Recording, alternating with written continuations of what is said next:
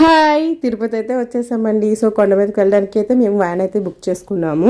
So ఇక్కడ checking పాయింట్కి అయితే వచ్చేసాము. ఇంతమంది జనాలు ఈ కార్లు చూసి అసలు ఎంత రష్గా ఉంటుందని భయపడ్డాం స్టార్టింగే. కానీ మేము అన్నీ బుక్ చేసుకుని వచ్చాము ముందుగానే. 3 months ముందు అయితే మాత్రం ప్లాన్ చేసుకోవాలి. మెయిన్గా పిల్లలతో వెళ్ళే వాళ్ళు మాత్రం చాలా సఫర్ అవుతారు. ఎందుకంటే రూమ్స్ అనేవి ఈజీగా దొరకవు, చాలా చాలా స్ట్రగుల్ అవ్వాలి. అది మాత్రం ఫస్ట్ ప్లాన్ చేసుకున్నారండి వచ్చే వాళ్ళు ఎవరైనా వస్తే మాత్రం. అండ్ వ్యూ చూడండి ఎంత బాగుందో. ఎన్నిసార్లు వచ్చినా తిరుపతి మాత్రం చాలా ఫ్రెష్గా అనిపిస్తుంది.